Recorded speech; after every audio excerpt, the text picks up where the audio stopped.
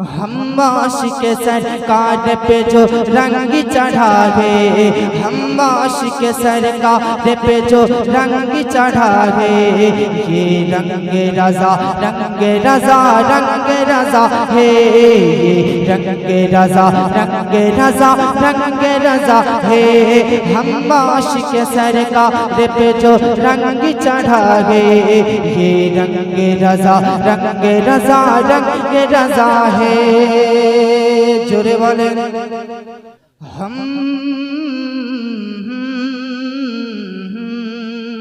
हम आशिक सरकार पे जो रंग चढ़ा है, ये रंग रज़ा रंग रज़ा रंग रज़ा है। सुन्नी का वहाबी से कोई मेल नहीं है, सुन्नी का वहाबी से कोई मेल नहीं है, मसलक है रज़ा का ये कोई खेल नहीं है, सुन्नी का वहाबी से कोई मेल नहीं है, मसलक है रज़ा का ये कोई खेल नहीं है। सुन्नी तो वहाबी से मिलेगा न मिला है, सुन्नी तो वहाबी से मिलेगा न मिला है, ये रंग रज़ा रंग रज़ा रंग रज़ा है, ये रंग रज़ा रंग रज़ा रंग रज़ा है। আল্লাহুম্মা। আপনি কি হজ বা উমরা করতে চান, বিশ্বস্ত ও পেশাদার পরিষেবার মাধ্যমে আপনার পবিত্র যাত্রা নিশ্চিত করতে চান? তাহলে আজই যোগাযোগ করুন ভারত সরকার এবং সৌদি আরবের রাজকীয় দূতাবাস কর্তৃক অনুমোদিত আল মদিনা ট্যুরস অ্যান্ড ট্রাভেলসে। আমরা কম খরচে কাবা শরীফ ও মদিনা শরীফের কাছাকাছি থাকা রুচিসম্মত আহারাদি এবং অভিজ্ঞ গাইড দ্বারা সমস্ত দর্শনীয় স্থান জিয়ারতের সুব্যবস্থা করিয়া থাকি। Passport, visa, pan card, plane এবং ট্রেনের টিকিট সহ সম্পূর্ণ পরিষেবা দিয়ে আমরা আল মদিনা ট্যুরস অ্যান্ড ট্রাভেলসের হাত ধরে আপনার পবিত্র যাত্রা হবে নিশ্চিত ও নিরাপদ। প্রোপাইটার শেখ বাহারুদ্দিন। আমাদের ঠিকানা কেরানীটোলা, হাসপাতাল রোড, মোহনানন্দ হাই স্কুলের সামনে, মেদিনীপুর। যোগাযোগের মোবাইল নাম্বার 7908556654 এবং 9932241438। ওয়ালা আলে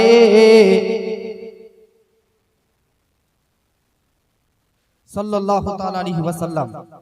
যাবতীয় প্রশংসা, গুণগান, গুণচর্চা সে মহান স্রষ্টা আল্লাহ রাব্বুল আলামিনের জন্য, যিনি অক্ষয়, অব্যয়, নিরাকার, নিরঞ্জন, এক অদ্বিতীয় ওয়াহদাহু লা শারীক। অতঃপর সে আল্লাহ পাকের শতকোটি শুকরিয়া আদায় করি। সকলে মিলে উচ্চস্বরে ভক্তি ভরে বলুন আলহামদুলিল্লাহ। অতঃপর আমার আপনার নবী তথা সমগ্র সৃষ্টি জগতের নবীর উপর শান্তির ধারা দরুদ ও সালাম অর্পিত হোক, বর্ষিত হোক। সবাই মিলে এক বাক্যে এক সুরে বলুন আল্লাহুম্মা আমিন। উপস্থিত মুআজ্জাজ, আপনারা সকলেই অবগত বা জানেন, আজকে হাজী পীর বাবা রহমাতুল্লাহ আলাইহির উরুস উপলক্ষে বিশাল বিরাট ধর্মীয় জালসার আয়োজন করা হয়েছে। উক্ত জালসাতে বহিরাগত বাইরে থেকে বিভিন্ন এলাকা, দেশ বিদেশ, প্রবাস থেকে নামি দামি খ্যাতনামা ইন্টারন্যাশনাল শায়ের এবং বক্তাগণ উপস্থিত হয়েছে। আমি অদম বীরভূম জেলা থেকে আপনাদের সম্মুখে উপস্থিত হয়েছি। তবে আপনাদেরকে রিকোয়েস্ট করব, আবেদন করব, আপনারা কেউ উঠা বসা করবেন না। যারা শুনতে চান একটু মনোযোগ সহকারে শুনবেন। তারপরে পরে ইনশাআল্লাহ আবার শায়ের ইসলাম আসবে, আবার বক্তা আরো অন্যান্য বড় বড় খাতিব আছেন, ওনারাও আসবেন এবং তিনাদের জবান দ্বারা আপনারা সকলেই বক্তব্য শ্রবণ করবেন। মহান আল্লাহ পাক রব্বুল আলামিনের মহাগ্রন্থ থেকে আয়াতে কারিমা তেলাওয়াত করেছি।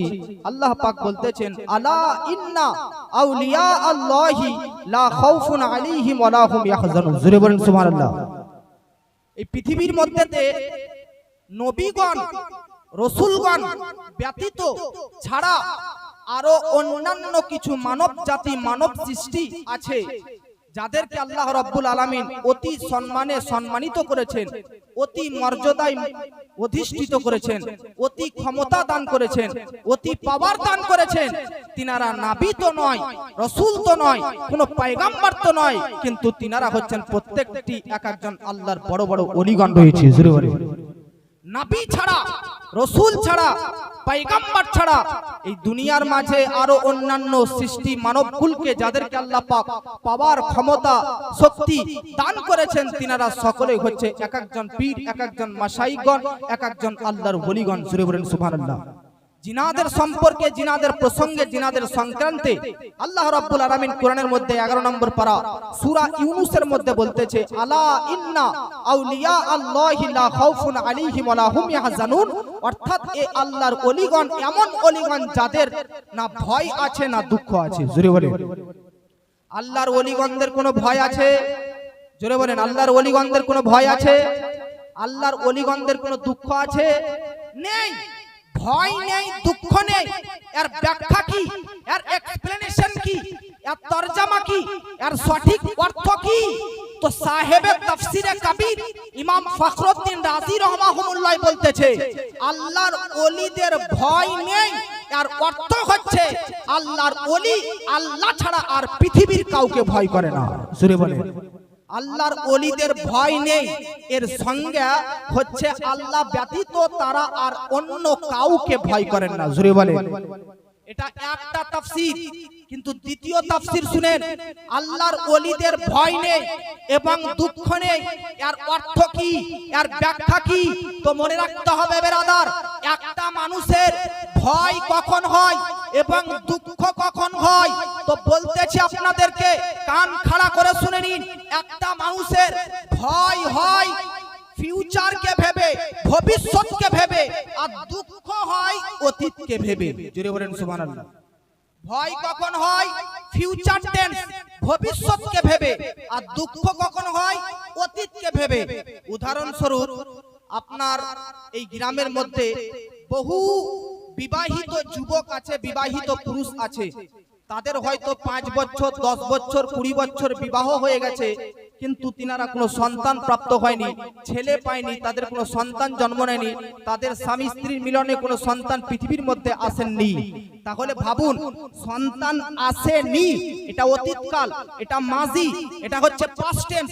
ইনি আপনার দুঃখ হচ্ছে 10 বছর বিয়ে হয়ে গেল, আজকে 5 বছর বিয়ে হয়ে গেল, একটা পুত্র সন্তান জন্ম দিতে পারলাম না, একটা কন্যা সন্তান জন্ম দিতে পারলাম না, এই জন্য আপনার দুঃখ হচ্ছে। কিন্তু এই মাজলিসের মধ্যে বহু এমন ব্যক্তি রয়েছে যাদের সন্তান আছে, যাদের মেয়ে আছে। হতে পারে আপনার কোনো সন্তানের বয়স 20 বছর, হতে পারে কোনো সন্তানের বয়স হচ্ছে 25 বছর, হতে পারে কোনো সন্তানের বয়স 30 বছর, হতে পারে কোনো মেয়ের বয়স 15 বছর, হতে পারে কোনো মেয়ের আজকে বয়স 20 বছর। এই সন্তান, মেয়ে, সন্তান, সন্ততি, পুত্র, কন্যা এগুলো আসেনি, দেয়নি আল্লাহকে বলে আপনার দুঃখ হচ্ছিল। কিন্তু যাদের আছে তারা এই ছেলেদেরকে নিয়ে ভয় করতেছে। কেন ভয় করতেছো? বলতেছে ছেলের বয়স 5 বছর, বড় হয়ে যদি আমি বাপকে ঘর থেকে বার করে দেই, এই জন্য আমার ভয় হচ্ছে। যে সন্তানকে যদি ভালোভাবে শিক্ষা দীক্ষা না দিই, তাহলে বড় হয়ে ডাকাত তো হবে না, চোর তো হবে না, এই জন্য ছেলেকে নিয়ে ভয় হচ্ছে। মেয়েকে যদি ইসলামিক সঠিক শিক্ষায় শিক্ষিত না করতে পারি, তো বড় হয়ে হতে পারে চরিত্রহীন তো হতে না পারে, আজকে বড় হয়ে নিজের ক্যারেক্টারকে, নিজের দেহকে, নিজের শরীরকে, নিজের বাদানকে অন্য পরপুরুষ সম্মুখে বিলীন করে দিতে তো পারবে না। এই জন্য আপনার মেয়েকে নিয়ে ভয় হচ্ছে। মেয়ে আল্লাহ দেয়নি বলে দুঃখ হচ্ছিল, এখন মেয়ে আল্লাহটা দিয়েছে, তাই বড় হয়ে কি করবে তার জন্য ভয় হচ্ছে। তো মনে রাখবেন বেরাদার, কিছু জিনিস না থাকাতে মানুষের দুঃখ হয়, আর কিছু জিনিস যদি এসে যায় তাহলে সেটাকে সংরক্ষণ করার জন্য, হিফাজত করাকে নিয়ে ভয় হয়। যেমন আপনার কাছে বাড়ি নেই, তো আপনার দুঃখ হচ্ছে। কাশ যদি একটা বাড়ি থাকতো, কাশ যদি একটা বিল্ডিং থাকতো, তাহলে আজকে সম্মানের সহিত জীবন যাপন করতাম। কাশ যদি একটা বড় গাড়ি থাকতো, তাহলে আজকে হেঁটে চলাফেরা করতে হতো না। কাশ যদি 2 বিঘা জমি থাকতো, আজকে বড় বড় জমি থাকতো, তাহলে চাষবাস করে খেতাম, মানুষের কাছে ভিক্ষা চাইতাম না। তাহলে দেখলেন আপনার কাছে জমি নেই, টাকা নেই, পয়সা নেই, অর্থ নেই, সোনা নেই, রূপ নেই, মুদ্রা নেই, সন্তান নেই, কিছুই নেই, এই জন্য দুঃখ হচ্ছে।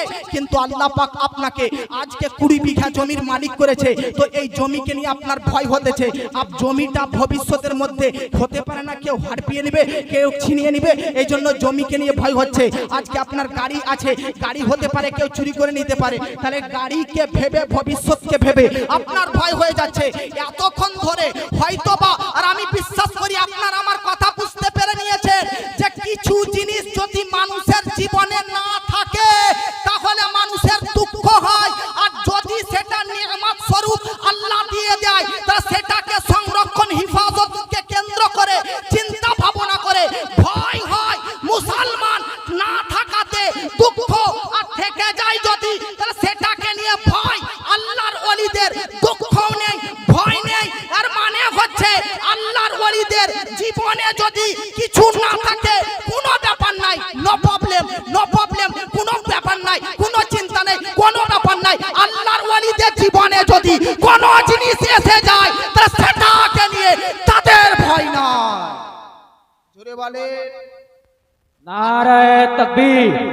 नारे रिसालत मसलके आला हजरत फैज़ाने हुजूर मुजाहिदे मिल्लत नारे हैदरी नारे हैदरी। আল্লাহর ওলিদের দুঃখ নেই আর ভয় নেই, আর সংজ্ঞা কি? আল্লাহর ওলির জীবনে যদি সন্তান না আসে চিন্তা নেই, আল্লাহর ওলির জীবনে যদি গাড়ি বাড়ি অট্টালিকা টাকা পয়সা সোনা চাঁদি না থাকে দুঃখ নেই, আল্লাহর ওলির জীবনে যদি বড় বড় জমি না থাকে দুঃখ নেই। আর যদি কোনো আল্লাহর ওলি এই সমস্ত জিনিস পায় মালিক হয়, তাহলে সেই সমস্ত জিনিসকে চিন্তা ভাবনা করে ভয় নেই। জমি হারিয়ে যেতে পারে, গাড়ি চুরি করে নিতে পারে, সোনা দানা চুরি করে নিতে পারে, আল্লাহর ওলিদের এই নিয়ম ভয় নেই। তাহলে মুসলমান আল্লাহর ওলিদের অতীত কালকে ভেবেও দুঃখ নেই, আর ফিউচার ভবিষ্যৎকে ভেবেও ভয় নেই। কেন? কারণ আল্লাহর ওলিদের অতীত কালের জীবনী পড়বেন, তো আল্লাহর ওলির অতীত কালের জীবনীতে আল্লাহর জিকির, ভবিষ্যৎ কালের আল্লাহর ওলিদের জীবনী পাঠ পড়বেন, তো আল্লাহর ওলি ভবিষ্যৎ কালেও আল্লাহর জিকিরে ব্যস্ত থেকে যায়। জোরে বলেন। তাহলে আল্লাহর ওলি অতীত কালেও আল্লাহকে নিয়ে চিন্তা, ভবিষ্যৎকে নিয়েও আল্লাহকে চিন্তা, প্রেজেন্টকে নিয়েও আল্লাহর চিন্তা। তাহলে ওলি আর সাধারণ মানুষের মধ্যে ডিফারেন্স, তফাৎ, পার্থক্য হচ্ছে আপনার আমার দুনিয়া নিয়ে চিন্তা হয়, দুনিয়া নিয়ে ভয় হয়, আর আল্লাহর ওলিদের আল্লাহকে নিয়ে ভয় হয়। জোরে বলেন। আর মহাব্বতে বলেন। তাহলে আপনাদেরকে লা খাউফুন আলাইহিম ওয়ালা হুম ইয়াহজানুন, এটা দুটো তাফসীর শোনালাম কি শোনালাম না? জোরে বলেন।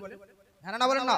বাবাজি মিল্লাত ইসলামিয়া বেরাদার, এবার তৃতীয় নাম্বার তাফসীর শুনুন, তৃতীয় নাম্বার ব্যাখ্যা শুনুন, তৃতীয় নাম্বার এক্সপ্লেনেশন শুনুন। আল্লাহর ওলিদের ভয় নেই, আল্লাহর ওলিদের দুঃখ নেই, আর সঠিক অর্থ কি, সঠিক সংজ্ঞা কি মনে রাখবেন বেরাদার। এবার 3 নম্বর তাফসীর শুনুন, 3 নম্বর ব্যাখ্যা শুনুন। আল্লাহর ওলিদের ভয় নেই, আল্লাহর ওলিদের দুঃখ নেই, আর মানেটা কি? তো বেরাদার নে মিল্লাত ইসলামিয়া মনে রাখবেন বেরাদার। এবার আপনাদেরকে আরেকটা কথা মনে রাখতে হবে, ভয় কার হয় এবং দুঃখ কখন হয়? জোরে বলে। ভয় কখন বা কার হয় আর দুঃখ কখন বা কার হয় জানা দরকার কি দরকার না? ভয় কখন হয় আর দুঃখ কখন হয় জানবেন কিনা? 3 নম্বর তাফসীর শুনতে চান কিনা আপনারা? হাত উঠিয়ে বলুন সুবহানাল্লাহ। আর একবার হাত উঠিয়ে বলুন সুবহানাল্লাহ। এর তাফসীরে বলতেছে ভয় আর দুঃখ কার হয়, তো বলতেছে ভয় হয় নিজের জন্য আর দুঃখ হয় অপরজনদের জন্য। জোরে বলেন। আপনি একটা সমুদ্রের মাঝে জাহাজে, পানি জাহাজে ইপার থেকে উপার সফর করতেছেন, যদিও বা তা না করেন কলকাতা হাওড়া এয়ারপোর্ট থেকে আপনি আরব কান্ট্রি এয়ারপোর্ট যাবেন, কলকাতা দমদম এয়ারপোর্ট থেকে প্লেনে সফর করতেছেন, তো আপনি একাই নেই, আপনার বন্ধুগণ, আপনার আত্মীয় স্বজন পরিবার কাউকে সঙ্গে নিয়েছেন। এখন ভাবেন তো, কেউ যদি ইন্ডিয়া থেকে আফ্রিকা সমুদ্রতে সফর করতেছেন, যাত্রা করতেছেন পানি জাহাজের মধ্যেতে, মাঝ পথে যদি ক্যাপ্টেন অ্যানাউন্স করে দেয় যে বিপজ্জনক ব্যাপার, আগামী 5 মিনিটের মধ্যে জাহাজ ডুবতে লাগবে, তো আপনার নিজেকে নিয়ে ভয় হবে কি হবে না? জোরে বলেন। ভয় হবে কি হবে না? কেন ভয় হবে? আপনার বাড়িতে সন্তান আছে, আপনার বাড়িতে একটা বড় ফ্যামিলি আছে, আপনার আজকে একটা মানুষের মাইন্ডে কত কিছু থাকে, আমি এত সহজে জীবনটা হারিয়ে দেব? সফর করতে এসেছি, যাত্রাতে এসেছি, দেশের কমল সৌন্দর্য মনোরঞ্জন করতে এসেছি, আর আজকে আমি আমার জীবনকে হারিয়ে দেব, এই জন্য ভয় হচ্ছে। হঠাৎ করে জাহাজের ক্যাপ্টেন বলল, ভাই জাহাজের মধ্যে কিছু ছোট ছোট বোট রাখা আছে, ওই বোটে আপনারা চেপে যান নিজের জানকে যদি বাঁচাতে চান। তো আমি আমার কথা বলতেছি, বা আপনি যে আপনাকে নিয়ে আপনার নিজের ভয় হচ্ছিল, আপনি নিজের জান বাঁচানোর জন্য বড় জাহাজের থেকে ছোট জাহাজে নেমে গেলেন নিজের জান বাঁচানোর জন্য। ব্যতিক্রম দেখা গেল, আপনি অন্য একটা জাহাজে নিজের জানকে বাঁচিয়ে চেপে গেলেন, কিন্তু আপনার সঙ্গে যে একটা বন্ধু এসেছিল সে কিন্তু ওই বড় জাহাজে ফেঁসে সমুদ্রের অতল গভীরে তলিয়ে গিয়ে মারা গেল। বলুন, বন্ধুকে নিয়ে আপনার ভয় হবে না দুঃখ হবে? জোরে বলেন। দুঃখ কি হবে? বন্ধুকে নিয়ে কি হবে? দুঃখ হবে। কেন হবে না? আর হবেই না বা কেন?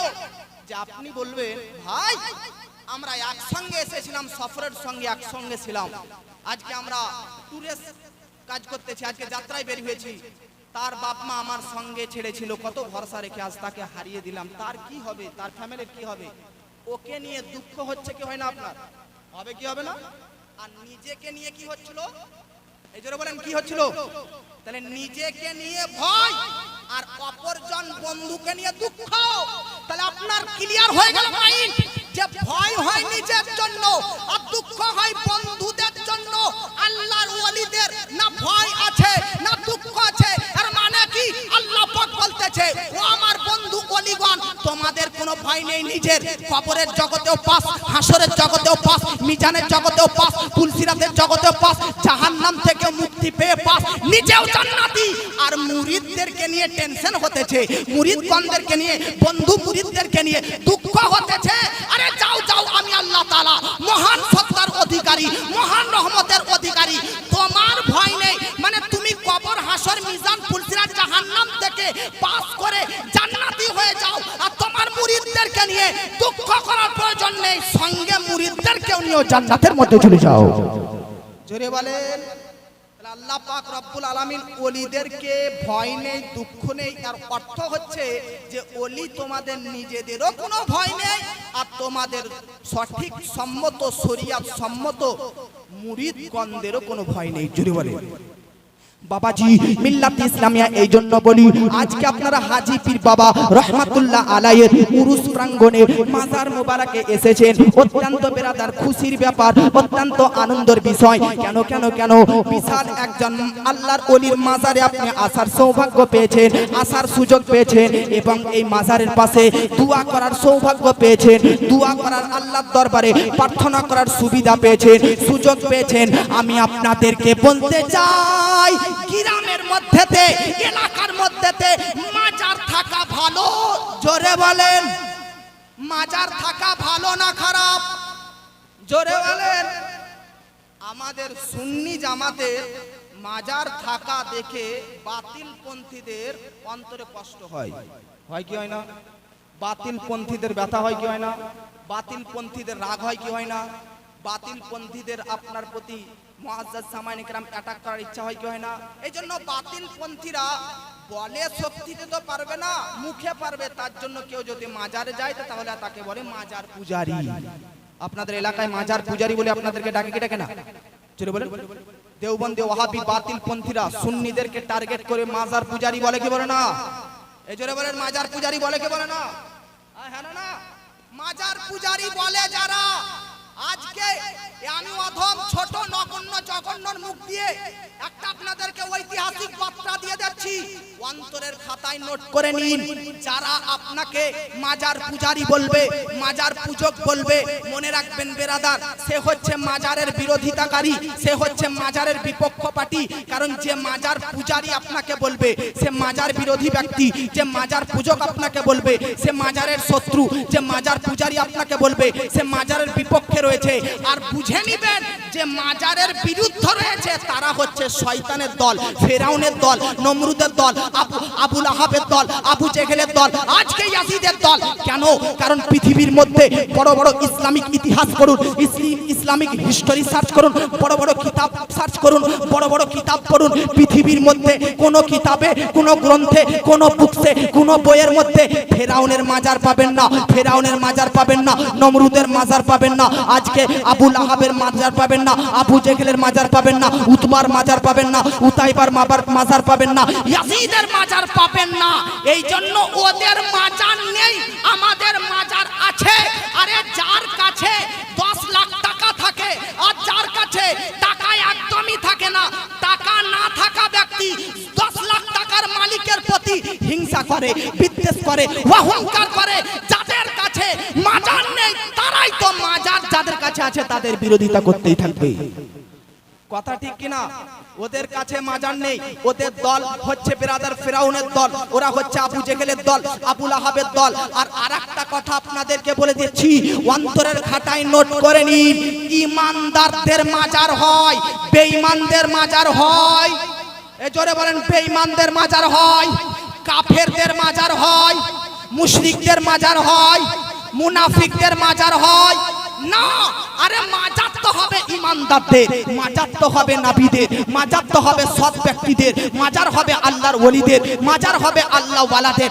আজকে আপনি বড় বড় ইতিহাস সার্চ করুন, আরে ইতিহাস তো দূর কি বাত, ইন্টারনেটকে খোঁজ করুন, দেখুন আদম নবীর মাজার সার্চ করবেন তো আদম নবীর মাজার আজকে শ্রীলঙ্কার মধ্যে পাবেন। হযরতে নূহ নবীর মাজার সার্চ করবেন তো ফিলিস্তিনের মধ্যে নূহ নবীর মাজার পাবেন। সুলাইমান নবীর মাজার সার্চ করবেন তো ফিলিস্তিনের মধ্যে মাজার আজকে তিনার মাজার পেয়ে যাবেন। হযরতে ইউসুফ নবীর মাজার সার্চ করবেন তো আল্লাহু আকবার, তিনারও মাজার আজকে বাইতুল মুকাদ্দাসের কাছে পাবেন। মুসা ঈসা, আজকে মুসা হযরতে মুসা আলাইহিস সালাম তিনারও মাজার সার্চ করবেন তো তিনারও মাজার পাবেন। আমার আপনার নবী হুজুর সরওয়ারে কায়নাত সাল্লাল্লাহু তাআলা আলাইহি ওয়াসাল্লামের মাজার সার্চ করবেন তো মদিনাতে পাবেন। মাজার সার্চ করবেন মদিনাতে পাবেন। আবু বকর, উমর, ওসমান, আলী মাজার সার্চ করবেন তো জান্নাতুল বাকিতে পাবেন। বড় পীর আব্দুল কাদের জিলানীর মাজার সার্চ করবেন বাগদাদ শরীফে পাবেন। আজকে দাতা গঞ্জবাক্স রহমাতুল্লাহ আলাইহি মাজার সার্চ করবেন তো আল্লাহু আকবার হাজী আলী শরীফে পাবেন। আজকে খাজা গরিব নওয়াজের মাজার সার্চ করবেন তো আজকে আজমির শরীফে পাবেন।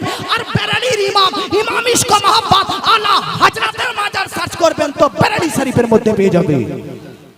তাহলে মাজার কাদের হয়? মাজার কাদের থাকে?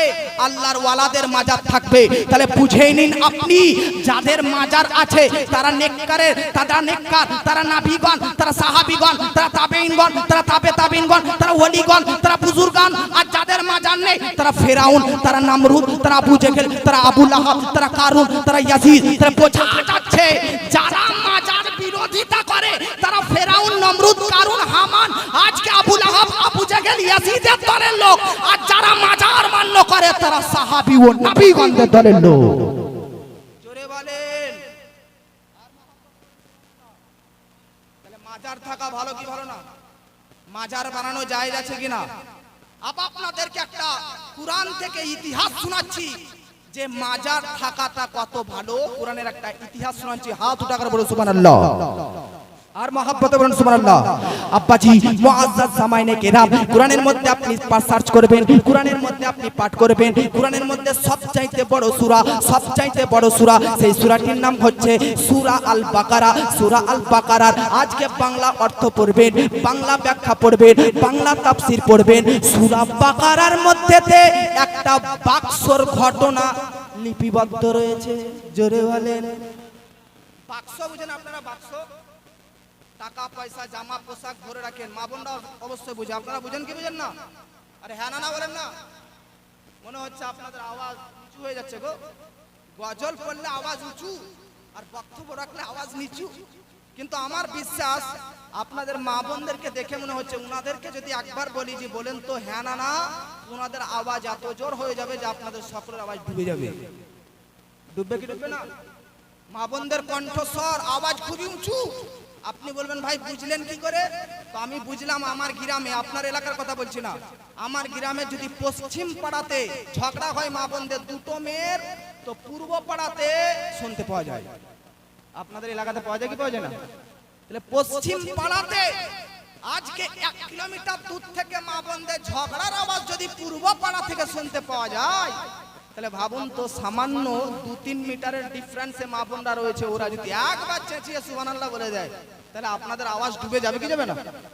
কিন্তু মা বোনদের জোরে বলা জায়েজ আছে, উচ্চ কণ্ঠে দরুদ শরীফ পাঠ করা জায়েজ আছে, উচ্চ কণ্ঠে সুবহানাল্লাহ বলা জায়েজ আছে, আলহামদুলিল্লাহ বলা জায়েজ আছে, নারায়ে তাকবীর বলা জায়েজ আছে, নারায়ে রিসালাত বলা জায়েজ আছে।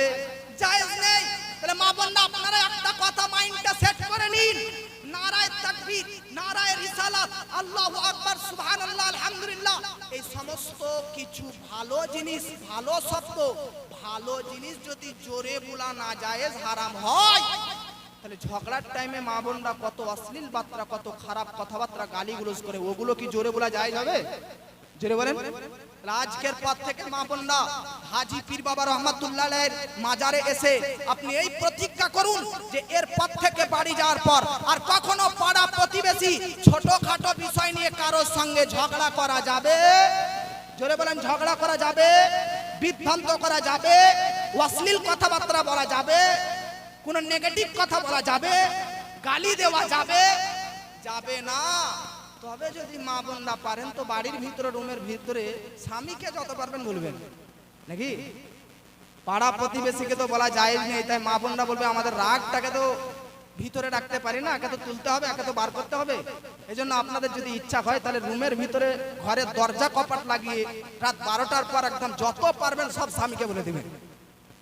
না বা বোন, আপনার সঙ্গে একটা মজা করলাম, তবে মনে রাখবেন মা বোন, স্বামীর সঙ্গেও ভদ্রতা অবলম্বন করা, স্বামীর সঙ্গে উচ্চ কণ্ঠে না বলা, স্বামীর সঙ্গেও সভ্যতার সহিত, আদবের সহিত, আদর্শের সহিত কথাবার্তা বলা, এটাও একটা ইসলামের অংশ। জোরে বলেন আর মহব্বতে বলেন। তাহলে বাবাজি মিল্লাত ইসলামী আপনাদেরকে বলতেছিলাম, আপনারা বাক্স তাহলে বুঝেন, বাক্স বুঝেন কিনা? আপনারা বোধহয় কথাতে আমার ধ্যান দেন না, ধ্যান দিচ্ছেন? তাহলে বাক্স বুঝেন, সিন্ধুক বাক্স বুঝেন। কোরআনের মধ্যে একটা আয়াতের মধ্যেতে, একটা কোরআনের সূরা বাকারার মধ্যেতে একটা বাক্সর ঘটনা এসেছে, সিন্ধুকের একটা ঘটনা এসেছে। এবার আপনাদেরকে মনে হবে সিন্ধুকটার নাম কি, বাক্সটার নাম কি? তো কোরআনের মধ্যে আল্লাহ পাক বলতেছে আইয়াতিয়াকুমুত তাবুত ফিহি সাকিনাতুন মির রাব্বিকুম। কোরআনের মধ্যেতে, কোরআনের ভাষাতে ওই বাক্সটিকে বলা হয় তাবুতে সাকিনা, তাবুতে সাকিনা। ওগো বাবাজি, আপনার বাড়িতে, আপনার দরজার পাশে, আপনার বাড়ির ভিতরে যে বাক্স, যে সিন্ধুক রাখা রয়েছে, সেটা বাজার থেকে ক্রয় করে এনেছেন। কোন বাক্স কাঠের তৈরি, কোন বাক্স টিনের তৈরি, কোন বাক্স লোহার তৈরি, কোন বাক্স আবার বড় লোক ধনী হলে সোনা, আজকে চাঁদি দিয়ে তৈরি করা হয়। কিন্তু মনে রাখবেন বাবাজি, কোরআনের মধ্যে যে বাক্সর কথা এসেছে, কোরআনের মধ্যে যে বাক্সর ঘটনা উল্লেখিত রয়েছে, কোরআনের মধ্যে যে বাক্স তাবুতে সাকিনার কথা এসেছে, এই বাক্সটা পৃথিবীর কোন সৃষ্টির তৈরি করা নয়, পৃথিবীর কোন সৃষ্টির ধাতু, লোহা, তামা, কাঁসা, কাঁচ, কাঠ, পাথর দিয়ে তৈরি করা নয়, বরং ওই তাবুতে সাকিনা কোরআনের মধ্যে যে বাক্সর কথা বলা হয়েছে, ওই বাক্সটি মহান সৃষ্টিকর্তার তৈরি করা জান্নাত থেকে পৃথিবীর মধ্যে আসা। ওই বাক্স আল্লাহ তৈরি করা বাক্স, জান্নাতি গাছের লাঠি দিয়ে ওই বাক্সটা তৈরি করা হয়েছে। বাক্সটা দুনিয়াতে কিভাবে এলো? তো দুনিয়াতে হযরতে আদম আলাইহিস সালাম, যিনি আমাদের আদি পিতা, উনাকে আল্লাহ জান্নাত থেকে পৃথিবীর মধ্যে প্রেরণ করেন। তো উনাকে যখন পৃথিবীতে পাঠায়, তো উনার সঙ্গে আল্লাহ পাক ওই বাক্সটাকে দুনিয়ার মধ্যে আল্লাহ প্রেরণ করে দেয়। জোরে বলেন। তাহলে ওই তাবুতে সাকিনা বাক্সটা কে নিয়ে এসেছে? আদম নবী। কে নিয়ে এসেছে? আদম আলাইহিস সালাম। উনি বাক্সটা নিয়ে আসলেন। এখন বাপের জমি, বাপের গাড়ি বাড়ি, উত্তরাধিকারী সূত্রে বেটা বেটা বেটা পেতে পেতে পেতে পিতা পর্যন্ত চলে যায় কি যায় না? যায় কি যায় না? বাবাজি ঠিক সেই রকম বেরাদার, আল্লাহর পক্ষ থেকে, আল্লাহর নিকট থেকে, জান্নাত থেকে যে বাক্সটি আদম নবী পৃথিবীর মধ্যে জামিনের মধ্যে নিয়ে এসেছিলেন, ওই বাক্সটি বাবাজি হযরতে আদম নবী তিনার সন্তান উত্তরাধিকারী সূত্রে পেয়ে তিনার সন্তান এরকম হতে হতে হতে হতে হতে হতে বনি ইসরাইল গোত্র পর্যন্ত চলে আসে। জোরে বলেন, মহব্বতে বলেন আর মহব্বতে। তাহলে ওই তাবুতে সাকিনা, এই বাক্সটি আদম নবী তার সন্তান ধারাবাহিকভাবে, তার সন্তানাদির মধ্যে ধারাবাহিক একদম চলে আস্তে আস্তে আস্তে ইব্রাহিম নবীর বেটা ইসহাক, ইসহাকের কাছ থেকে ইয়াকুব, ইয়াকুবের কাছ থেকে ইউসুফ, এরকম করে আস্তে আস্তে আস্তে বনি ইসরাইল পৃথিবীর মধ্যে, যেমন আপনি উম্মতে মুহাম্মাদি, তেমন বনি ইসরাইল একটা গোত্র, একটা বংশ, একটা গ্রুপ, একটা গোষ্ঠীর নাম। সেই বাক্সটা ওই বনি ইসরাইল গোত্রে আজ থেকে 2-3 হাজার বছর, 2-3-4 হাজার বছর আগে বনি ইসরাইলের সমাজে, এলাকাতে ওই বাক্সটা চলে এসেছেন। জোরে বলে। আচ্ছা, বাক্সর মধ্যে ছিল কি? বাক্সর মধ্যে রাখা ছিল কি? তো মুফাসসিরিনে কেরামগণ বলতেছে ওই বাক্সর মধ্যে হযরতে সুলাইমান আলাইহিস সালাম, একজন বিশ্ববিখ্যাত পয়গম্বর বা নবী, তিনি পুরো পৃথিবীর বাদশা ছিলেন। জোরে বলেন। আমাদের ভারতবর্ষের বাদশাহ একজন দামোদর নরেন্দ্র মোদী, পাকিস্তানের একজন প্রধানমন্ত্রী বাদশা আছে বাংলাদেশের একজন প্রধানমন্ত্রী বাদশা আছে, কিন্তু সুলাইমান নবী এমন একজন পয়গম্বর, তিনি কোনো দেশ ভিত্তিক নয়, পুরো পৃথিবীরই তিনি বাদশা ছিলেন। আল্লাহ পাক তিনাকে পুরো পৃথিবীর রাজত্ব দান করেছিলেন। হযরতে সুলাইমান নবীর কাছে একটা আংটি ছিল। কি ছিল? এই জোরে বলেন, কি ছিল? আংটি ব্যবহার করেন কি করেন না? আংটি ব্যবহার করেন তো মনে রাখবেন, পুরুষদের জন্য আর মহিলাদের জন্য একটা মশলা বলে দিচ্ছি, এই মশলাটা কান খুলে শুনেন। পুরুষরা কি কি কিনতে পাবে আর মহিলারা কি কি কিনতে পাবে, একটা মশলা শর্টকাটে অল্প টাইমে বলে দিচ্ছে। আপনারা শুনতে চান? জোরে বলেন, শুনতে চান কি চান না? তো শুনেন, পুরুষরা আর মহিলারা কি কি কিনতে পাবে আর পাবে না। মহিলারা 4টি ধাতুর জিনিস কিনতে পাবে। কয়টি ধাতু? জোরে বলেন, কয়টি? একটা হলো সোনা, একটা হলো চাঁদি, একটা হলো কাঁচ, আর একটা হলো প্লাস্টিক। এই 4টি ধাতুর জিনিসই মা বোনরা, গয়না হোক, বালা হোক আর আংটি হোক, যাই হোক, এই 4টি ধাতুর জিনিস হতে পারে সোনা, না হয়তো মুআজ্জাজ সামাইনে কেরাম চাঁদি, নতুবা কাঁচ, নতুবা প্লাস্টিক। কিন্তু বর্তমান যুগের মা বোনরা সিটি গোল্ড, আজকে ক্যান্সার, তামা, লোহার যে সমস্ত কানের আজকে মালা, বালা পরিধান করে, এগুলো মহিলাদের জন্য জায়েজ। জোরে বলেন, জায়েজ নাই। মহিলারা শুধুমাত্র 4টি, সোনা না হলে চাঁদি, না হলে আজকে কাঁচ, না হলে প্লাস্টিক। মনে থাকবে তো? সোনা, চাঁদি, প্লাস্টিক, কাঁচ।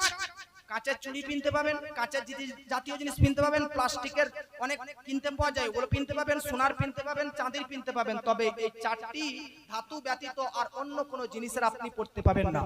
এটা তো মহিলাদের জন্য হয়ে গেল। এবার পুরুষরা কটা জিনিসের কিনতে পাবে? তো মনে রাখবেন, পুরুষরা শুধু একটা জিনিসের কিনতে পাবে। কয়টা? জোরে বলেন, কয়টা? একটা। মহিলারা 4টি ধাতু। কয়টা? সোনা, চাঁদি, কাঁচ, প্লাস্টিক। এই 4টি ধাতুর কোনো লিমিট নেই, ভরির কোনো লিমিট নেই, গ্রামের কোনো লিমিট নাই, যত কিনতে পারে মা বোনরা কিনতে পারে। কিন্তু পুরুষদের জন্য 1টি ধাতুর জিনিস কিনতে পারবে, কিন্তু লিমিট আছে একটা, আনলিমিটেড কিনতে পারবে না। কি পাবে? আনলিমিটেড না, একটা লিমিটেড। তাহলে পুরুষরা ওই ধাতুটা কি, যে ধাতু ছাড়া আর অন্য কোনো জিনিস কিনতে পাবে না। তো পুরুষরা সোনার জিনিস কিনতে পাবে না, কাঁচের জিনিস কিনতে পাবে না, প্লাস্টিকের জিনিস কিনতে পাবে না, আর লোহা, কাঁসা, তামা তো কিনতে পাবে না, পাবেই না। পুরুষরা শুধুমাত্র চাঁদির জিনিস কিনতে পাবে। জোরে বলে, কিসের জিনিস? চাঁদি। তবে চাঁদির মালা নয়, চাঁদির পালা নয়, বরং চাঁদির একটা কম বেশি 4 আনা পরিমাণের একটা আংটি পড়তে পাবে। আংটি ব্যতীত আর পুরুষরা চাঁদির অন্য কোনো জিনিস কিনতে পাবে। আর সোনা, প্লাস্টিক, কাঁচ, লোহা, তামা এখনকার যুবক ছেলেরা 10টা 12টা করে ভরে নিচ্ছে আর বল দেখাচ্ছে, এগুলো পুরুষরা কিনতে পাবে না। পুরুষদের জন্য শুধু একটাই আংটি, ও তো কম বেশি 4 আনা পরিমাণের কিনতে পাবে। জোরে বলে। আব্বাজি, তাহলে আপনারা এই মশলাটা জেনে নিলেন। এবার আমি আপনাদেরকে বলতেছিলাম তাবুতে সাকিনা, অর্থাৎ একটা বাক্সের ঘটনা, যেটা কোরআনের মধ্যে উল্লেখিত রয়েছে। তাহলে ওই বাক্সের মধ্যে কি কি রাখা আছে, কি কি রাখা ছিল, মনে রাখবেন বেরাদার। ওই বাক্সের মধ্যে হযরতে সুলাইমান নবী, সুলাইমান আলাইহিস সালাম, তিনি একটা আংটি পরিধান করতেন, আংটি কিনতেন বেরাদার। ওই আংটিটা ওই বাক্সের মধ্যেই ভরা ছিল। জোরে বলেন। আর আপনারা শুনে অবাক হবেন, শুনে খুশি হবেন। ওই আংটিটার আঙ্গিনাতে, যেটা আংটির উপরে থাকে না, ওই আঙ্গিনাতে আমার নবীর কয়েক হাজার বছর পূর্বে সুলাইমান নবী পৃথিবীতে বসবাস করে গিয়েছেন, তার আংটিটা ওই বাক্সের মধ্যে ভরা ছিল। আর ওই আংটির নাগিনাতে লা ইলাহা ইল্লাল্লাহ মুহাম্মাদুর রাসূলুল্লাহ লেখা ছিল। জোরে বলেন। তাহলে লা ইলাহা ইল্লাল্লাহ মুহাম্মাদুর রাসূলুল্লাহ সুলাইমান নবীর আংটিতে লিখিত ছিল। ওই আংটিটা ওই বাক্সের মধ্যে ছিল। আর কি কি ওই বাক্সের মধ্যে ছিল, তো মনে রাখবেন বেরাদার। ওই বাক্সের মধ্যেতে হযরতে মুসা আলাইহিস সালামের একটা লাঠি, যেটাকে কোরআনের মধ্যে, কোরআনের ভাষায় বলে আসা মুবারক। কোরআনের মধ্যে এসেছে হিয়া আসা, হিয়া আসা। আল্লাহ পাক কোরআনের মধ্যে বলতেছে তিলকা বিয়ামিনিকা ইয়া মুসা, মুসা নবী তোমার হাতে কি? তো মুসা নবী বলতেছে হিয়া আসা আসা আসা, যেটাকে আপনারা জানেন লাঠি। মুসা নবীর একটা মুজিজা লাঠি ছিল, 10 গজ লম্বা, অর্থাৎ মুসা নবীর যতটা হাইট ছিল, যতটা উচ্চতায় বেরাদার লম্বা ছিল, তার হাইট অনুযায়ী ওই লাঠিটা ছিল। ওই লাঠি আসা মুবারকটাও কিন্তু বাক্সের মধ্যে ভরা ছিল। আর বাক্সের মধ্যে কি কি ভরা ছিল? তাহলে প্রথম নম্বরে সুলাইমান নবীর আংটি, দ্বিতীয় নম্বরে মুসা নবীর লাঠি, তৃতীয় নম্বরে মুসা নবীর জুতা, চতুর্থ নম্বরে মুসা নবীর ভাই হযরতে হারুন আলাইহিস ইসলামের পাপড়ি মুবারক, পাগড়ি মুবারক, আমামা মুবারক। 5 নম্বরে কি ছিল বেরাদার? ওই বাক্সের মধ্যে 5 নম্বরে মান্না এবং সালওয়া জান্নাতি খাবারও পর্যন্ত রাখা ছিল। জোরে বলেন। বনি ইসরাইল গোত্রে, আচ্ছা বলেন তো আপনাদের এখানে খাবারের ব্যবস্থা আছে কিনা? আছে তো? তাহলে আল্লাহর ওলির মাজারে খাবারের ব্যবস্থা আপনারা তৈরি বাজার থেকে ক্রয় করে এনে মানুষকে খাওয়াচ্ছেন। কিন্তু আল্লাহ রব্বুল আলামিনের কি কৃপা, কি দয়া যে বনি ইসরাইল গোত্র 6 লক্ষ বনি ইসরাইল গোত্রবাসীকে আল্লাহ পাক সপ্তাহে একদিন শুক্রবারের দিন বাদ দিয়ে 6 দিনই আল্লাহর পক্ষ থেকে 6 লক্ষ মানুষের মধ্যে প্রত্যেকজন এক একজন ব্যক্তিকে আল্লাহর পক্ষ থেকে জান্নাত থেকে 4 কিলো হালুয়া আর রান্না করা একটা মাছের প্লেট তাদেরকে আল্লাহ দুনিয়াতে পাঠিয়ে দিত। জোরে বলে মান্না সালওয়া কোরআনের মধ্যে এসেছে, ওয়া আনজালনা আলাইকুমুল মান্না ওয়াস সালওয়া। কোরআনের মধ্যে মান্না আর সালওয়া বলে একটা খাবারের কথা আছে। এই মান্না মানে হচ্ছে হালুয়া, মিষ্টি হালুয়া, 4 কিলো হালুয়া আর একটা হচ্ছে পাখি রান্না করা প্লেটে। আল্লাহ রব্বুল আলামিন বনি ইসরাইল গোত্রবাসী যখন ময়দানে একটা বিশাল বড় জমিতে ফেঁসে গিয়েছিল, তখন আল্লাহর পক্ষ থেকে আসমান থেকে খাবার আসা চালু হয়ে গিয়েছিল। জোরে বলেন, এখন কি আকাশ থেকে খাবার আসে? এই জোরে বলেন আসে? আপনি জানেন আকাশ থেকে জান্নাত থেকে এখন খাবার কেন আসে না? তো আল্লাহু আকবার, আল্লাহ কোরআনের মধ্যে বলতেছে ইয়া বনি ইসরাইল, ইয়া বনি ইসরাইল আযকুরু নি'মাতি আল্লাতী আন'আমতু আলাইকুম। হে বনি ইসরাইল গোত্রবাসী, আমি তোমাদের প্রতি কত দয়া করছি বলো তো। তোমাদেরকে আমি ফেরাউনের মতন বড় বাদশার হাত থেকে ওকে মেরে তোমাদেরকে আজকে আমরা স্বাধীনতা দিয়েছি। আমি আল্লাহ, তোমরা বনি ইসরাইল গোত্রবাসীকে আমি মুসা নবীকে দিয়েছি। তোমরা বনি ইসরাইল গোত্রবাসীকে আমি কত নিয়ামত দিয়েছি। জাস্ট তোমরা শুধু আমার ইবাদত করো, আমার ইবাদত করো, আমার কৃতজ্ঞতা প্রকাশ করো, আমার শুকরিয়া আদায় করো। জোরে বলি। আল্লাহ বনি ইসরাইলকে হাজার হাজার নিয়ামত দিয়েছে, এর পরিবর্তে শুধু চেয়েছে যেন তারা শুকরিয়া আদায় করে। বনি ইসরাইলকে বলতেছে, এ বনি ইসরাইল গোত্র, জান্নাত থেকে 6 লক্ষ তোমরা তোমাদের প্রত্যেকটি মানুষ পিছু 4 কিলো করে হালুয়া আর রান্না করা একটা পাখি রান্না করা তোমাদেরকে পাঠাচ্ছি। সপ্তাহে শুধু জুম্মার দিন শুক্রবারের দিন পাঠাবো না, 6 দিন পাঠাবো। কিন্তু মনে রাখো 6 দিন খাবার পাঠাচ্ছি, যেই দিন খাবার পাঠাবো না, ধরে নিন কালকে জুম্মা, আজকে বৃহস্পতিবার, তো আজকে শেষ খাবার দেওয়া, কালকে জুম্মাতে আসবে না, শনিবার থেকে আবার আসবে। তো আল্লাহ পাক বলতেছে বনি ইসরাইল গোত্রবাসী, বৃহস্পতিবারের দিন খাবার পাঠাবো, সব খাবার খেয়ে নেবে চেটে মুটে। এটা ভাবিও না যে কালকে জুম্মার দিন আল্লাহ পাঠাবে না, যদি শনিবারের দিন না পাঠাই, রবিবারের দিন না পাঠাই, তাহলে কি খাবো? যদি বলেন নাউজুবিল্লাহ। বনি ইসরাইল গোত্রবাসীকে আল্লাহ বলতেছে তোমরা চিন্তা করিও না, আমি দায়িত্ব নিলাম তোমাদেরকে আমি প্রত্যেকদিন খাবার দেব। কি দেব? আমি যদি আপনাকে বলি আপনার চিন্তা নেই, আমি প্রত্যেকদিন আপনাকে খাবার দেব, শুধু আপনি খাবারটাকে অযথা আপনারা ভরে রাখবেন না, জমিয়ে রাখবেন না, আপনি খেয়ে নেবেন। আমার প্রতি বিশ্বাস রাখুন, আমি কালকে খাবার দিব। তাহলে আপনি যদি আমার বিশ্বাস হারান, তাহলে রাগ হবে কি হবে না? যেটা বলেন হবে কি হবে না? এ বাবাজি, বনি ইসরাইল গোত্রবাসীকে আল্লাহ পাক 6 লক্ষ বনি ইসরাইল গোত্রবাসীকে 4 কেজি করে হালুয়া আর একটা ব্রাদার প্লেটে পাখির রান্না করা মাংস তাদেরকে প্রেরণ করত। কিন্তু আল্লাহ পাক তাদেরকে একটা হুকুম দিয়েছিল, বনি ইসরাইল গোত্রবাসী, তোমাদেরকে প্রত্যেকদিন খাবার পাঠানোর দায়িত্ব নিলাম, খাবার তোমাদেরকে প্রেরণ করব, তোমাদের চিন্তা করার প্রয়োজন নেই। শুধু একটা কথা আমার বানিও, তোমরা খাবারকে জমিয়ে রাখিও না, খাবারকে জমিয়ে রাখিও না। যে খাবার খাবে সব খাবার খেয়ে নিবে, বাকি যাদের খাবার শেষ হয়ে যাবে তাদের মধ্যে বিতরণ করে দিবে, কিন্তু তোমরা জমিয়ে খাবার রাখিও না। জানেন বাবাজি, বানি ইসরাইল গোত্রবাসীরা তারা এক অপরের মধ্যে একটা মিটিং করলো, আলোচনা করলো। 6 লক্ষ বানি ইসরাইল গোত্রবাসীরা আলোচনা করতেছে, ভাবতেছে ওরে ভাই রে, কালকে যদি আল্লাহ খাবার না পাঠাই বাই চাস তাহলে কি খাবো? নাউজুবিল্লাহ বলো। আল্লাহ বললো কি বললো না যে তোদেরকে প্রত্যেকদিন খাবার দেওয়ার দায়িত্ব আমার? বললো কি বললো না? কিন্তু বানি ইসরাইল কম, বানি ইসরাইল গোত্রবাসী কত নমখারাম, কত বিশ্বাসঘাতক। তারা ভাবতেছে যদি আল্লাহ কাল খাবার না পাঠাই তাহলে কি করবি? এই জন্য কি কর, 4 কিলো করে আল্লাহ মানুষ পিছু দিচ্ছে, তো 2 কিলো করে খা আর বাকিটা রেখে নে, কালকে খাবো যদি আল্লাহ না পাঠায়। এরা 2 কিলো খাবার সব কিন্তু জমিয়ে রেখেছে। আমাদের মা বোনদের আমাদের এলাকাতে হয় কোনো জালসা জুলুসে যদি খিচুড়ি রান্না করা হয়, বিরিয়ানি, তো এনারা খাবে তো খাবে, ভোরেও নিয়ে যাবে সকালে খাবার জন্য। আপনাদের এলাকাতে হয় না নাকি?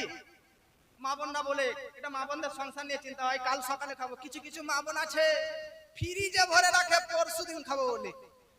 বানি ইসরাইল গোত্রবাসী তারাও ভাবলো কালকে যদি আল্লাহ খাবার না পাঠায় কি খাবো, না খেয়ে মরবো, এত খাবার রেখে দিই। সবাই রেখে দিয়েছে। কালকের দিন চলে আসে, বাস্তবিক কিন্তু আল্লাহর কাছ থেকে আর খাবার আসে না। জোরে বলেন, আর খাবার আসে না। বানি ইসরাইল গোত্রবাসী জিজ্ঞাসা করতেছেন মুসা নবীকে, মুসা আজকে আল্লাহ খাবার পাঠাবে না? তো আল্লাহ পাক বলতেছে আজকে কি কিয়ামত পর্যন্ত আর কোনোদিন খাবারই পাঠাবে না। জোরে বলে কেন? কারণ শুনো, তোমরা যদি আল্লাহর প্রতি বিশ্বাস ভরসা রাখতে তাহলে তোমাদের খাবার আল্লাহ প্রত্যেকদিন পাঠাতো। তোমরা বিশ্বাস ভরসা রাখলে না। আমার নবী হাদিস শরীফের মধ্যে লিপিবদ্ধ রয়েছে, আমার নবী বলতেছেন বানি ইসরাইল ওই গোত্রবাসীরা ওরা যদি সব খাবার খেয়ে নিত, আল্লাহর প্রতি ভরসা রাখতো, বিশ্বাস রাখতো যে হ্যাঁ অবশ্যই আল্লাহ যখন দায়িত্ব নিয়েছে তখন কালকে খাবার পাঠাবে, পরশু খাবার পাঠাবে, এই বিশ্বাস রেখে যদি তারা সব খাবার রেখে দিত তাহলে কিয়ামত পর্যন্ত, আজ পর্যন্ত আকাশ থেকে প্রত্যেকটা মানুষ পেছু 4 কিলো হালুয়া আর পাখির রান্না করা মাংস প্রত্যেকটা মানুষের বাড়িতে আজকে সকালের থেকে আজকে সূর্য উঠা পর্যন্ত এই টাইমের মধ্যে চলে আসতো। জোরে বলে, কিন্তু আসে না। খাবার আসে ব্রাদার, ওদের আজকে ভুল, ওদের পাপের জন্য আমরাও ভোগ করতে হচ্ছে নাকি? আচ্ছা বলেন তো, ওই বানি ইসরাইল গোত্রবাসী ওরা খাবার লুকিয়ে রেখেছিল কি রাখেনি? কথা ঠিক কিনা? জমিয়ে রেখেছিল কি রাখেনি? যদি কাল খাবার না পাঠাই, এরা সবাই বলতেছে মুসা কোনো ব্যাপার নাই, আল্লাহ না খাবার দেখ, আমরা তো সব লুকিয়ে রেখেছি, জমিয়ে রেখেছি, না দেখ ওটাতেই চলে যাবে। ঠিক আছে, যা নিয়ে আয় নিজেদের খাবার। সবাই নিজেদের খাবার যখন বাটি পাত্র খুলে, তো সব খাবারগুলো নষ্ট হয়ে গেছে, দুর্গন্ধ হয়ে গেছে। মাংস রান্না করার পর যদি 3 দিন এরকম ভরে দেওয়া হয় তাহলে নষ্ট হয়ে যাবে কি হবে না? দুর্গন্ধ হয়ে যাবে কি হবে না? আমাদের বীরভূমের ভাষাতে বলা হয় গুধাইন যায়। আপনারা বলেন, এটা বলেন কি বলেন? নষ্ট হয়ে যায় খাবার, হয়ে যায় কি হয় না? তাহলে মুসলমান আজ মনে রাখবেন মা বোনরা, খাবার মাংস রান্না করলেন, যে কোনো তরকারি রান্না করার পর 2-3 দিন 4 দিন 5 দিন কেন থাকে না? দুর্গন্ধ নষ্ট কেন হয়ে যায়? ওই বানি ইসরাইল গোত্রবাসীদের অবিশ্বাস, আল্লাহর প্রতি ভরসা রাখেনি, যার জন্য আল্লাহর পক্ষ থেকে আযাব যে কিয়ামত পর্যন্ত তোমরাও যদি নিজের জন্য জমিয়ে রাখো, খাবার লুকিয়ে রাখো, ওটা দেখবে 2 দিন পর সব নষ্ট হয়ে গেছে। এই জন্য যতটা আল্লাহর রিজিকে দেওয়া খান আর গরিব মিসকিনদের মধ্যে দান করে দিন। ওই খাবারটা মান্না সালওয়া এই সিন্দুক, এই বাক্সর মধ্যে রাখা ছিল। জোরে বলে, মনে আছে তো বাক্সর কথাটা? বাক্সর মধ্যে কি কি? সুলাইমান নবীর আংটি, মুসা নবীর লাঠি, আজকে তিনার জুতো, হারুন আলী ইসলামের পাগড়ি আর মুআজ্জাজ ওই মান্না সালওয়া খাবার এই বাক্সর মধ্যে ছিল। বাক্সটা কি বরকতপূর্ণ বাক্স! বাক্স যদি সামনে রাখা হতো, দোয়া করতো, তো সঙ্গে সঙ্গে দোয়া আল্লাহর দরবারে কবুল হয়ে যেত। যুদ্ধ করতো মুসলমানরা, যদি হেরে যাওয়ার আশঙ্কা থাকতো বাক্স সামনে রেখে দিত, বাক্সর বদলতে আজকে যুদ্ধে মুসলমানরা জিতে যেত। জোরে বলেন সুবহানাল্লাহ। কোন মানুষ যদি তার অন্তরটা যুদ্ধ বেঈমান কাফিরদেরকে দেখে ভীত হয়ে যেত, অন্তরটা ফেটে যেত, দৌড়ে পালার মন হতো, তো এই বাক্সটা সামনে রেখে দিত, তো সবার অন্তরে বাক্স থেকে নূর বার হয়ে মানুষের অন্তরে ঢুকে যেত, মানুষের অন্তর তরুণ তাজা হয়ে যেত। ভাবুন, নবী ওলিদের বরকত পারলুক লাঠি জুব্বা পাগড়ি আংটি যে বাক্সর ভিতরে থাকে, ওই বাক্সর যদি এতটা পাওয়ার হয় যে বাক্স সামনে রেখে যাই দোয়া করা হবে, ওই দোয়া যদি কবুল হয়, ওই দোয়া যদি মঞ্জুর হয়, তাহলে আল্লাহর ওয়ালিদের মাজারে, নবীদের মাজারে, তারা নবীরা, নবীদের আংটি নাই, নবীদের জুব্বা নাই, নবীদের জুব্বা নাই, নবীদের জুতো নাই, নবীদের শরীরের আজকে অন্যান্য কাপড় নেই, স্বয়ং নবী ওয়ালিরা নিজেই কবরে শায়িত আছে। আরে নবী ওয়ালিদের শরীরে থাকা জিনিসপত্র বাক্স, ওই বাক্স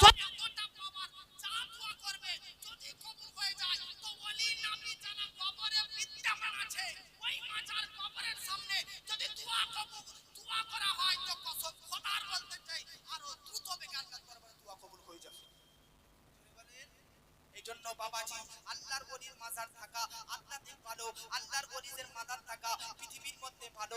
আব্বাজি মুআজ্জাজ সামাইনে কিরাম, এইজন্য বলতেছি বিরাদার, পৃথিবীর মধ্যে বড় বড় আল্লাহর ওলি, আল্লাহর পয়গম্বররা, আল্লাহর নবীগণরা, আজকে আল্লাহর রাসূলগণরা পৃথিবীর মধ্যে এসেছেন। এই রমাদান মাসের মধ্যে আপনারা রয়েছেন, রমাদান মাসের মধ্যে আপনারা পরিচালনা করতেছেন, রমাদান মাসের মধ্যে চলতেছেন। মনে রাখবেন বিরাদার, রমাদান মাস অত্যন্ত বরকতপূর্ণ মাস, অত্যন্ত ফজিলতপূর্ণ মাস। কেন কেন কেন? কারণ এই রমাদান মাসের প্রথম তারিখে একলা রমজান মাসের 1 তারিখে আমার বড় পীর আব্দুল কাদের জিলানীর জন্ম হয়ে যায়।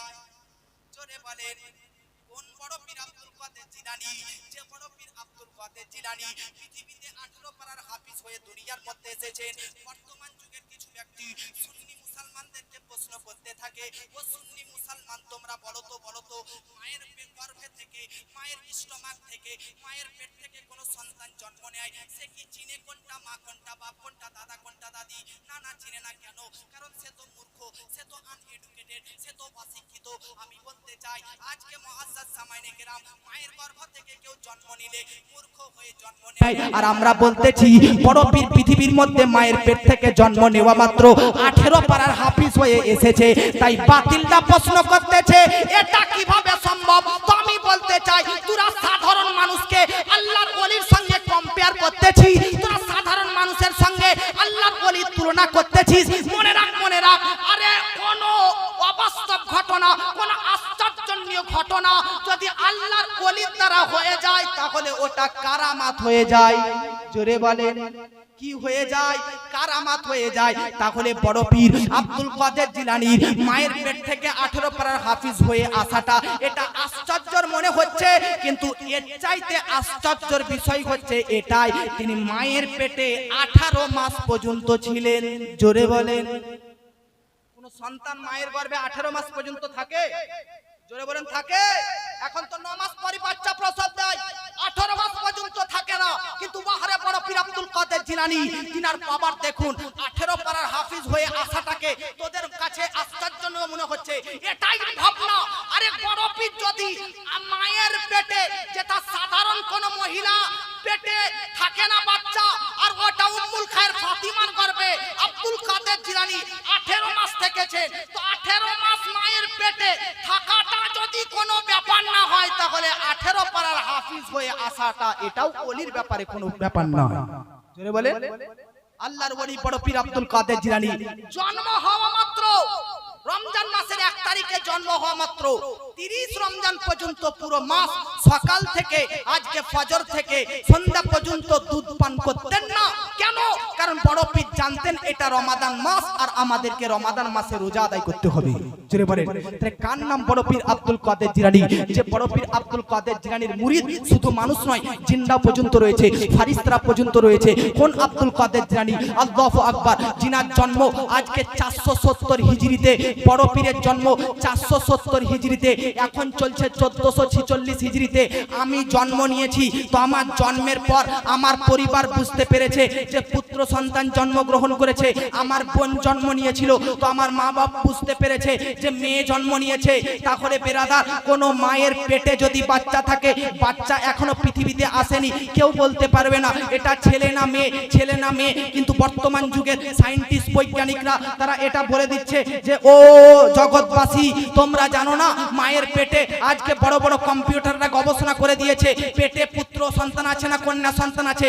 আমি বলতে চাই বিয়ের পর স্ত্রীর গর্ভে পুত্র না কন্যা সন্তান আছে এটা আজকে তোদের কম্পিউটার জানতে পারছি, কিন্তু যে ছেলের বিয়ে তো দূরের কথা, তার জন্মই হয়নি, তার বাপেরও জন্মই হয়নি, তারও আগে যদি বলে দেওয়া হয় যে অমুক তারিখে অমুক জায়গাতে অমুক ব্যক্তি জন্মগ্রহণ করে নিবে, কত বড় ব্যাপার। আমার বড় পীর আব্দুল কাদের জিলানী দুনিয়াতে আসার 400 বছর আগে হযরতে উওয়েস কারনী বিশ্ববিখ্যাত তাবেঈ, তিনি জগৎবাসীকে বড় পীর আব্দুল কাদের জিলানীর আসার সুসংবাদ দিয়ে দিয়েছেন। উওয়েস কারনীকে আল্লাহু আকবার, উওয়েস কারনী বিশ্ববিখ্যাত নবী প্রেমিক, নবীর আশিক, নবী ভক্ত হযরতে উওয়েস কারনী নবীর যুগের, নবীর সময়কালের, নবীর টাইমে তিনি আল্লাহর ওলি ছিলেন, কিন্তু দুঃখের বিষয় তিনি সচক্ষে নবীকে দেখতে পাননি, আমার নবীকে দেখতে পাননি। কেন দেখতে পাননি? মা অসুস্থ ছিল, মার সেবা করতে হতো, তাই মাকে ছেড়ে নবীকে দেখতে যায়নি।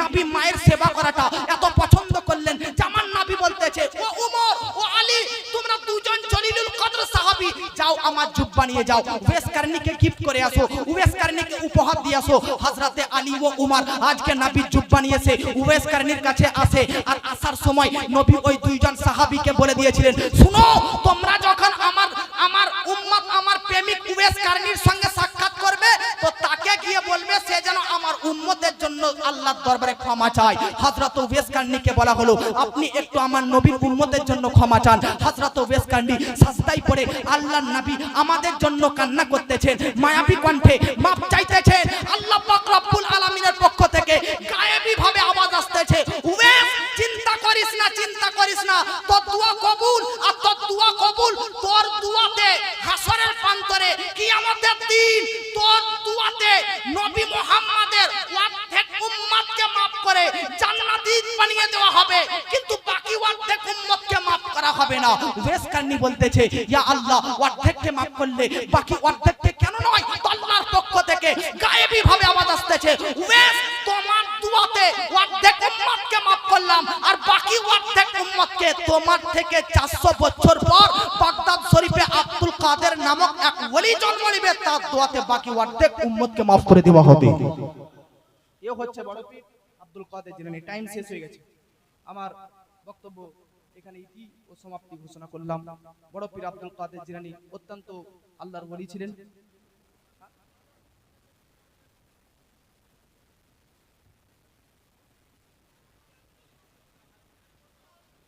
ইনশাআল্লাহ আবার দেখুন আলিম ওলামারা অনেক আছেন, ইনাদের কথা শুনতে হবে। আমার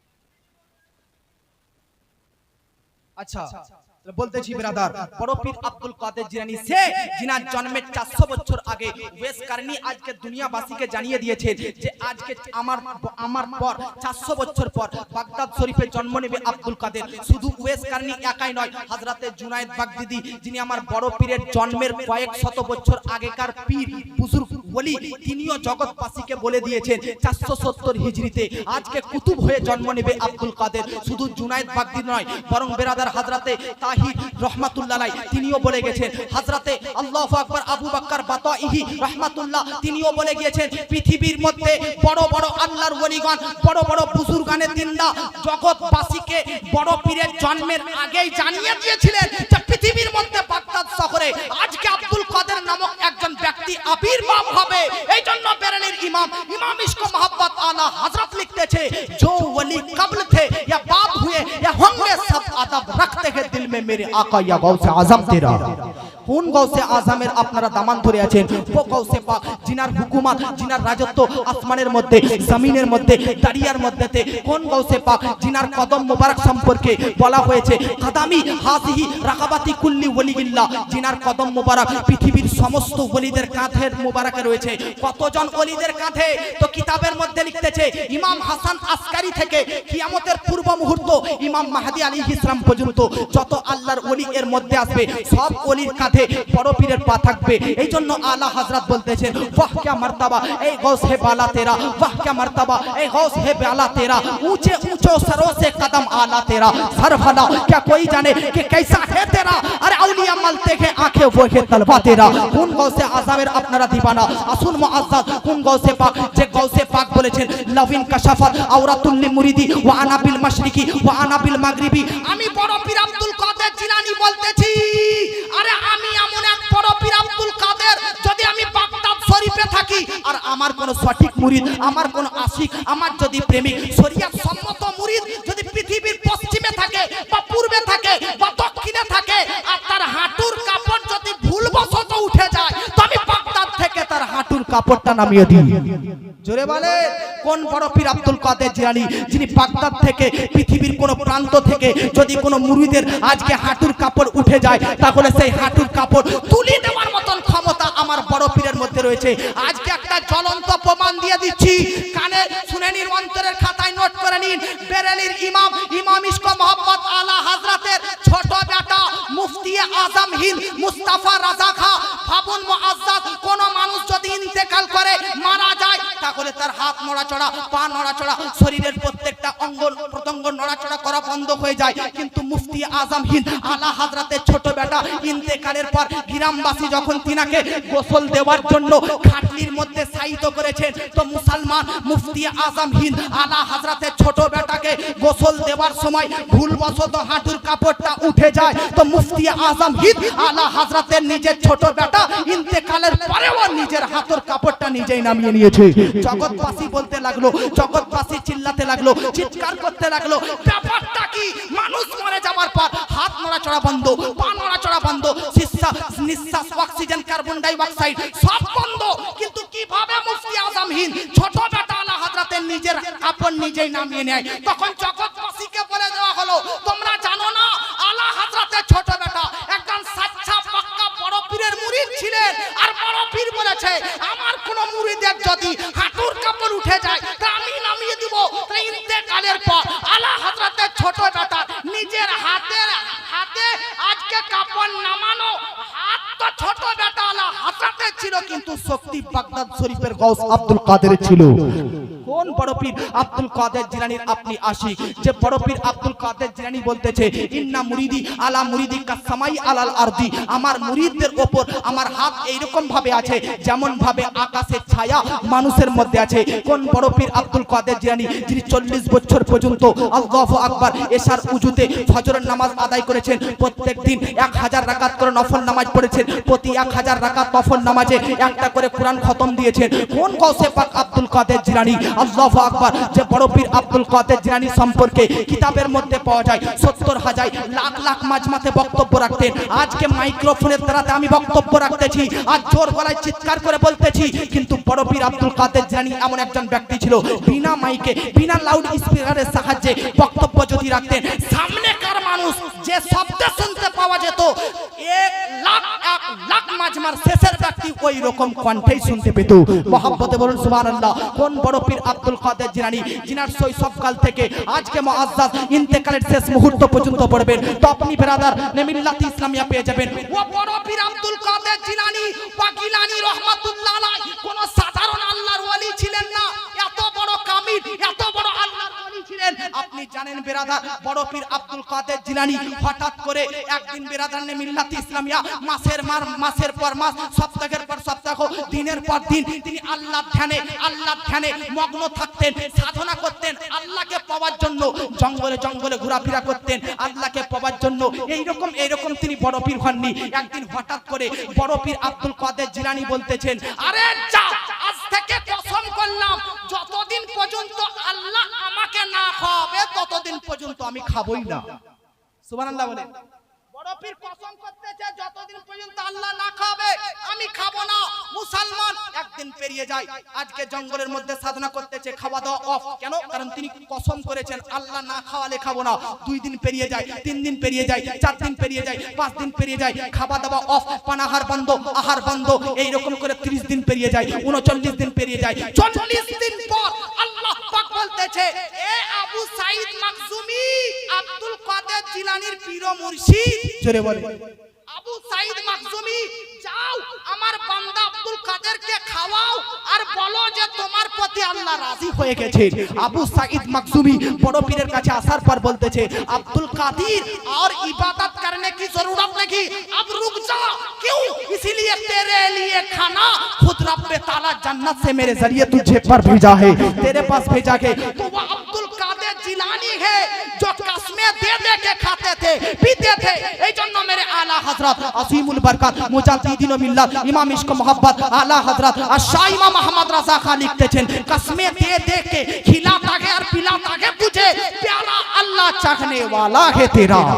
কোন গৌসে আজমের আপনারা দামান ধরে আছেন যে গৌসে আজম আজকে মুআজ্জাজ সামাইনে কেরাম মৃত ব্যক্তিকে জীবিত করেছেন, অসুস্থকে সুস্থ করেছেন, অরোগ্যকে ব্যক্তিকে আজকে শেফা দান করেছেন। কোন বড় পীর আব্দুল কাদের জিলানী যিনি ফারিস্তাদের মধ্যেও রাজত্ব করেছেন। কোন বড় পীর আব্দুল কাদের জিলানী আজকে মুআজ্জাজ সামাইনে কেরাম বিষাক্ত জায়গাতে হাত লাগিয়ে দিয়েছেন তো বিষ দূর হয়ে গেছেন।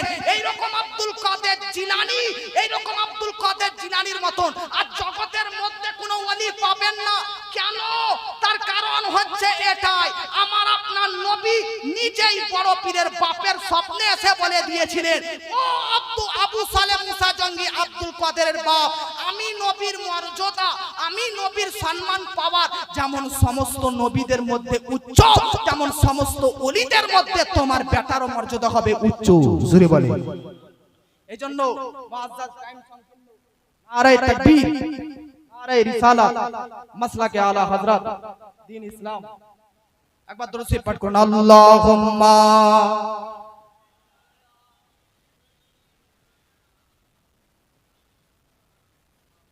ওয়া আলা আলি